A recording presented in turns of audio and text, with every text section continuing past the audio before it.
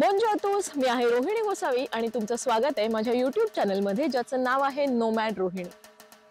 आजचा video special आहे, त्याची दोन कारण आहेत। एक म्हणजे हा माझा पहिला यूट्यूब व्हिडिओ आहे आणि दुसरं कारण म्हणजे माझा पहिला यूट्यूब व्हिडिओ एका अशा व्यक्तिमत्वाशी रिलेटेड आहे जे व्यक्तिमत्व आपल्या सगळ्यांचं दैवत आहे। ते व्यक्तिमत्व आहे छत्रपती शिवाजी महाराज। येस, आजचा व्हिडिओ त्यांच्याशी रिलेटेड आहे। लहानपणापासून आपण छत्रपती शिवाजी महाराजांची अनेक चित्र बघितली आहेत, आपल्या घराघरांमध्ये त्यांचे अनेक फोटोज आहेत, पण आपल्याला माहिती आहे की हे सगळे चित्र, सगळे फोटो जे आहेत ते काल्पनिक आहेत। ते शिवाजी महाराजांची खूप कमी मोजकीच चित्र आहेत जी तेव्हाच्या कलाकारांनी काढली आहेत, जी खरी म्हणता येतील तर ती जगभरात वेगवेगळ्या देशांमध्ये वेगवेगळ्या म्युझियम्समध्ये ठेवली आहेत। तर त्यातली काही चित्र पॅरिसमध्ये आहेत आणि पॅरिसच्या नॅशनल लायब्ररी त्यातली 3 चित्र आहेत। तर ही चित्र बघायची संधी मला मिळाली आणि त्या चित्रांबद्दल आज मी बोलणार आहे आणि ती चित्र मी तुम्हाला दाखवणार आहे। महाराष्ट्र मंडळ फ्रान्स जे आहे त्यांचे संस्थापक आहेत शशी धर्माधिकारी। त्यांच्या प्रयत्नांनी मला ही संधी मिळाली की मी शिवाजी महाराजांची खरी चित्र जाऊन तिथे बघू शकली। तर या चित्रांबद्दल आज मी तुम्हाला सांगणार आहे। तर या चित्रांमधलं जे पहिलं चित्र आहे ते आहे निकोला मानुची याच्या संग्रहामधलं। हा अल्बम खूप फेमस आहे। त्या अल्बम मध्ये शिवाजी महाराजांबरोबरच तत्कालीन मुघल जे राजे होते त्या सगळ्यांची चित्र त्या अल्बम मध्ये आहेत आणि शिवाजी महाराजांचं एक स्पेशल चित्र त्यात आहे।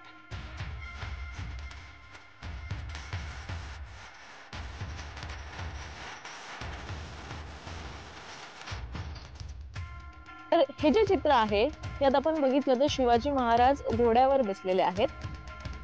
शिवाजी महाराज हयात असताना काढण्यात आलेलं हे एकमेव अश्वारूढ चित्र आहे असं समजलं जातं। इतिहासाबद्दल आपण ठामपणे काहीच सांगू शकत नाही, त्यामुळे असं म्हटलं जातं की हे त्यांच्या हयातीतलं एकमेव चित्र आहे ज्यात शिवाजी महाराज घोड्यावर बसले। या चित्रात जर आपण बघितलं तर त्या घोड्याच्या समोर 2 सेवक आहेत जे महाराजांची तलवार आणि त्यांचा मुकुट आपल्या हातात धरून घोड्यासमोर चालतात।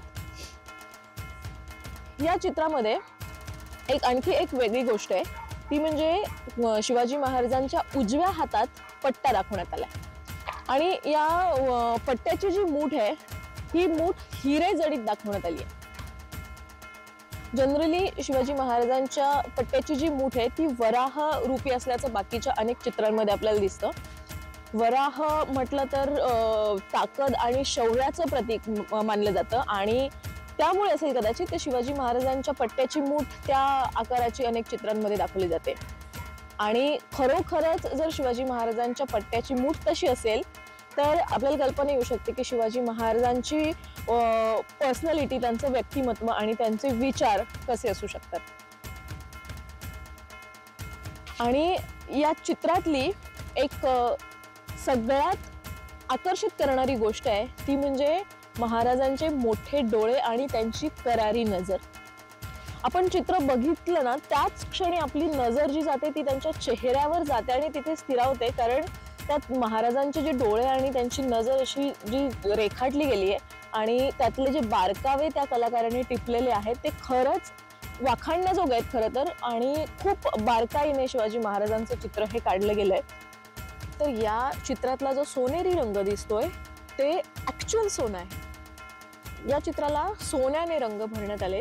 महाराजांचा जिरेटोप असेल किंवा घोड्याचे ही आपल्याला जे पट्टे दिसतात ते असतील, महाराजांचा पट्टा असेल किंवा त्यांच्या अंगरख्यावरचा रंग आहे, हे ऍक्च्युअल सोन्याने हे चित्र रंगवण्यात आले। महाराजांच्या चेहऱ्यावरचं जे तेज आहे ते तेज आणि आत्मविश्वास आपल्याला या चित्रात दिसतोय। या चित्राच्या वर बघितलं तर तिथं महाराजांचं नाव लिहिण्यात आलंय, ते थोडंसं पुसट झालंय पण तिथं SEVAGE असं फ्रेंच मध्ये सेवाजी असं लिहिण्यात आलंय। आणि चित्राच्या समोरच्या पानावर महाराजांबद्दल थोडक्यात माहिती दिली आहे की हे चित्र कुणाचं आहे। तर त्यात असं लिहिलंय, राजपूत घराण्यातून आलेला शिवाजी राजा।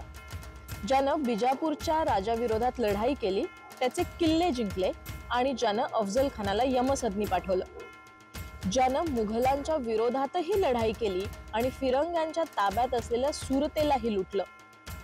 पण राजा जयसिंगनं त्याला शरण यायला भाग पाडलं आणि नंतर तो औरंगजेबाच्या कैदेत गेला. पण मिठाईच्या पेटाऱ्यातून पळून जाऊन त्यानं स्वतःची सुटका करून घेतली. यात पुढे महाराजांच्या मृत्यूचं साल लिहिलंय, पण ते चुकलंय.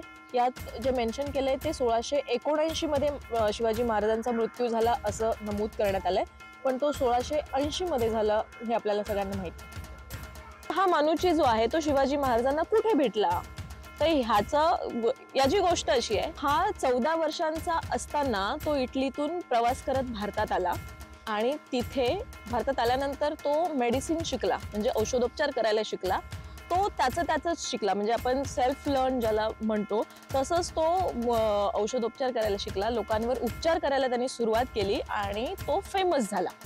औरंगजेबाचे अनेक वर्ष त्याने अकाउंट सांभाळले असंही म्हटलं जातं.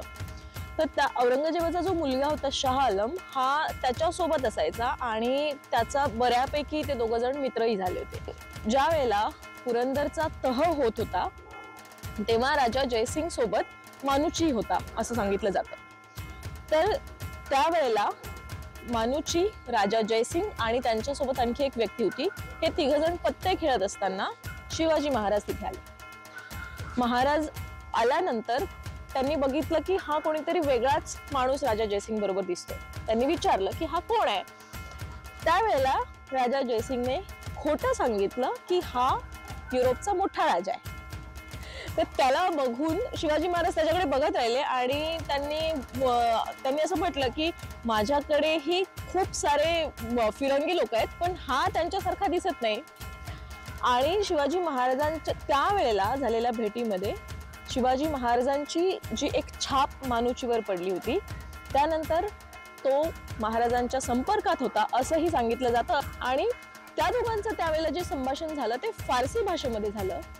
आणि ती फारसी भाषा जी आहे त्यावेळेला व्यापारासाठी आणि येणारे जे प्रवासी होते ते शक्यतो फारसी भाषेत बोलायचे असं सांगितलं जातं. तर हा जो मानुचीचा अल्बम आहे त्या अल्बमची ही एक वेगळी गोष्ट आहे. हा अल्बम अनेक वर्ष इटलीत होता. ज्या वेळेला नेपोलियनने 1779 साली इटली जिंकली तेव्हा तिथे त्याच्या एका सरदाराने हा अल्बम बघितला, जो फक्त पानांच्या स्वरूपात होता.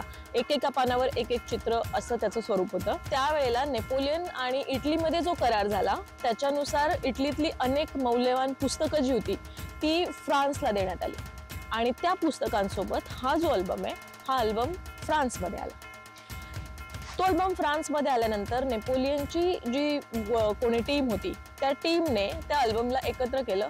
त्यात जो मानुची आहे त्याची 2 चित्र त्यात ऍड केली आणि एक व्यवस्थित पुस्तकासारखा एक अल्बम तयार केला. म्हणून आपण जर त्या अल्बमचं कव्हर बघितलं तर त्या कव्हरवर नेपोलियनची जी बाकीची पुस्तकं आहेत किंवा त्याचे बाकीचे जे अल्बम्स आहेत त्या अल्बम सारखाच कव्हर या अल्बमलाही घालण्यात आले. नेपोलियनचे त्या काळचे हे जे बीच हे जे आहे त्याचे नेपोलियनच्या सर्व अल्बमवर हे तुम्हाला दिसतील. हे 4 ईगल आणि beach, this is Napoleon. When you see this one, this is from Napoleon. तर दुसऱ्या चित्राकडे वळूया. हे जे दुसरं चित्र आहे ते एमिल प्रिस दावन याच्या संग्रहातलं आहे. त्याचा आकार साधारण पोस्टकार्ड एवढा आहे. या चित्रात महाराजांच्या उजव्या हातात तलवार आणि डाव्या हातात पट्टा दिसतोय, जो नेहमी आपल्याला बाकीच्या चित्रांमध्ये दिसतो. आणि या पट्ट्याला वराह मूठ आहे आणि या पट्ट्याचा आकार खरं तर यात छोटा त्या चित्रकाराने दाखवलाय. पण महाराजांचं नाक मोठं आणि टोकदार या चित्रात आपल्याला दिसतंय आणि महाराजांच्या गळ्यात 2 पदरी मोत्याची माळही आहे. हे जे चित्र आहे असंच सेम चित्र स्मिथ लेझोफ याच्या कलेक्शन मध्ये, जे याच लायब्ररीत मॅन्युस्क्रिप्ट डिपार्टमेंट मध्ये आहे. फक्त दोघांमध्ये फरक एवढाच आहे की दावनचं जे चित्र आहे त्याच्यात शिवाजी महाराजांचं पूर्ण शरीर दिसत नाहीये आणि स्मिथ लेझोफच्या चित्रामध्ये शिवाजी महाराजांचं पायापर्यंतचं चित्र इथे आपल्याला दिसतंय. आणि पण बघितलं तर दोन्ही चित्रांची रचना, त्यांचे कपडे आणि त्यात दाखवलेली शस्त्र सारखीच आहेत.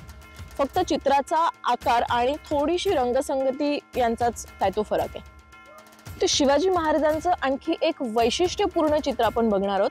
पण त्याआधी आपण बघितलं तर शिवाजी महाराजांची जी चित्र आहेत आतापर्यंत आपल्या अनेक इतिहासकारांनी जगभरात कुठून कुठून शोधून काढलेली चित्र आहेत. यावरून आपल्याला कल्पना येऊ शकते की शिवाजी महाराज फक्त भारतातच नाही तर जगभरात प्रसिद्ध होते. आणि फक्त भारतातच नाही तर जगभरातून येणाऱ्या किती लोकांशी शिवाजी महाराज बोलले असतील आणि किती लोकांशी त्यांचा संपर्क आला असेल याचीही आपल्याला कल्पना यावरून येऊ शकते.